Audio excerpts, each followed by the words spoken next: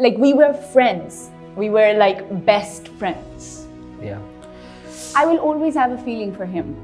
I will always do. The relationship that he had with Malaika did not really come in the way of my relationship with him. What I am now, to be called somebody's girlfriend, Yeah. I definitely find it very demeaning. We both knew that it wouldn't have lasted forever because we're very different. Giorgia, welcome to Pinkvilla. Thank you so much. Thank you for doing this and thank you for taking out the time to do this. It's my pleasure. Giorgia, you're an actor. You've done music videos. Correct me if I'm wrong, but you're soon going to make your debut in the South space. But unfortunately, especially in the press, most often than not, people refer to you as Arbaaz Khan's girlfriend. Because there are so many rumors about you and him, what's the relationship status at this point? At this point, we are very good friends. We've always been very good friends, even at that time where we were like more than friends. We have always been very close, always had a lot of fun together. And I guess that was also one of the reasons why it was kind of hard to become from friends to friends.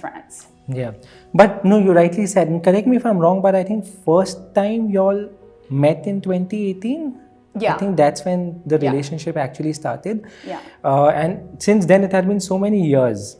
When a relationship like that ends, how difficult is it to bounce back? It is very difficult to bounce back from a long relationship, even from short relationships sometimes. Yeah. It is very hard to bounce back. Because when you're used to a certain person, like I think that whatever made my relation very special with him was the fun. So when you're having fun, so much fun with that person, with that specific person for a prolonged amount of time, then it is, of course, it is very hard to bounce back. However, bouncing back is the best part of a breakup. Yeah. I think when you get to move on, leveling up and getting to know yourself, enjoying traveling and discovering your potential, things that you had never thought of before, I think that is the best part, which I'm enjoying right now. Yeah. You remember your first meeting with him? Yes. Where was it? We were at a friend's housewarming party in Pune, and I had met him there. And how did it progress to love? So we kind of, we didn't know that we were staying next to each other. In Bandra. Yeah. And we started meeting and it was quite fast. We swiftly got into a relationship that was quite fast. Yeah. Yeah, it just happened very spontaneously. Plus, in the beginning, when I came to Mumbai, I didn't know so many people, right? Yes. And I came down with typhoid, and I had just met him, and he really took care of me. And because typhoid is like horrible when you get that, it's really bad. Yeah. And he really took care of me, and I took that also as a sign that at that time I was just like, I thought that was a sign that, see, this guy, so many miles away from home, there's somebody who cares for me, right? And that kind of catalyzed me into thinking that was something for me. Yeah. Like you rightly said, when you came down to Bombay, you were getting accustomed to the city, work, meeting new people. Arbaaz obviously is an established name. He was just coming out of a marriage back then. did those equations also play into your relationship? It didn't affect my equation in any manner. The relationship that he had with Malaika did not really come in the way of my relationship with him. It was already over since like 2 years, but officially they had divorced. Yeah. I think 1 year previous, 1.5 year previous, or something like that.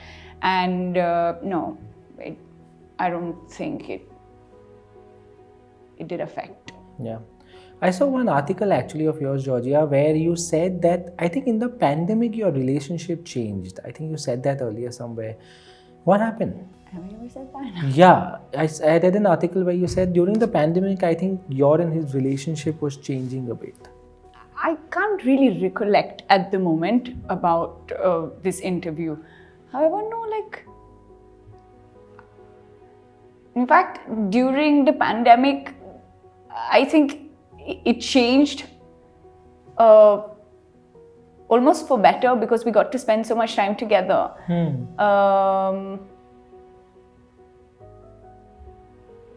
Not really. I think since the beginning, we both knew that it wouldn't have lasted forever, because we're very different. We both knew that, but neither of us really had the courage to admit that.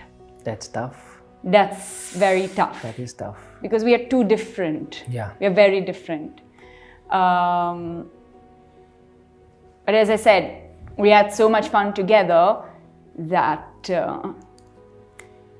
yeah, like nobody really had the guts to admit that, you know, we are going ahead, time is going by, but sooner or later, this is not meant to be. When did you admit it? It's been actually a while now. Nothing, we just sat and spoke and acknowledged that for the first time, which was very hard. It was a mutual decision, and we both were quite sad about it. I can see it. Yeah. Please take your time. No, relationships are tough, and but I can only imagine when you say that since the beginning you guys knew about it, that it's not gonna last. I can imagine the struggle with all the love that you all took. I think 4 years you all were together? Yes, for 4 years. And he was he's still my friend, but he was like my best friend. We really had a lot of fun together. And yeah, he thinks he's the funnier one, though I am the funnier one. But yeah, it was a great time. It was like we were friends. We were like best friends. Yeah. No, you rightly said, since two people are not maybe alike, it's hard to stay together. But were there other things that bothered you during those 4 years, which is why I think in April this year also you guys were spotted together. I think in an IPL match you guys were together. Yeah, it was not matter of time. It was just matter of differences. I think that in a relationship you should have more things in common that we didn't really have. What were these differences? See, and ironically enough, those were also the reasons why I used to like him. The fact that he's so stable, he's so patient and stable, and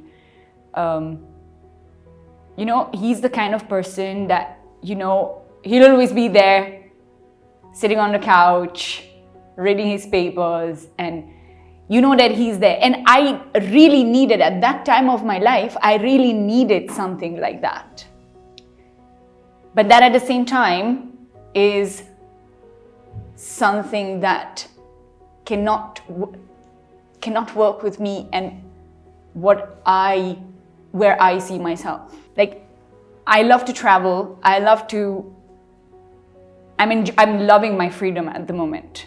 In fact, I think that happiness at the end of the day is freedom. The freedom to do whatever you want and go wherever you like, whenever you want to do that. That's why I'm having a very happy life now, because I'm getting to do all this, right? I decide on a whim, I want to go here tonight, and I go. Yeah. That's happiness for me. Freedom to do whatever I want. And Was yeah. that an issue in the relationship? You felt you It was didn't have not. It freedom? was not an issue for him. He's always been very liberal and very open-minded. That was not the issue. I used to feel that I was doing something wrong by, like even wanting to travel and maybe, him not wanting to, or him wanting to plan things ahead, like much beforehand. Yeah. I thought that was just something that would clash between us, because I'm a Gemini. I change my mind as I change my clothes. Like Sure. I'm very volatile. I mean, I'm a cusp. I'm half Taurus, half Gemini, so I have a grounded part to myself, but I also have a very crazy side to myself. Yeah. And I just change my mind, and I need constant change and constantly being stimulated. Yeah. I'm very cerebral. I like to feed myself with new energies, and I find new energies in new places, talking to new people. I just love all this. Yeah. And I felt like maybe this is not right with somebody that doesn't like to do like the same things, or it's just matter of, I didn't think it looked good. Generally, a part of moving on involves not staying in touch, not speaking to each other, staying apart, because then as more often if you're in touch, then you kind of start getting feelings for each other again. I will always have a feeling for him. I will always do. There's nothing like better, no contact is better, so that I can forget about you, because for sure, like he's been so good to me that and he has emotionally given me everything I needed at that point in time. So he's been so good to me that I will never forget him, and I will never stop feeling some good feelings for him. But no, why would I not be in touch with him? Yeah. Now, this happens, I think what you're talking about happens more in toxic relationships. Yeah. So when you're in a toxic relationship, then you have to cut someone loose and say, like, I don't want to be with this person. I don't want this person to stalk me on social media. I don't want his friends to talk to me. I don't want to talk to his friends. But that's when something is toxic. Yeah. And my relationship was never toxic. Yeah. Really. So I don't see any point of not being in touch.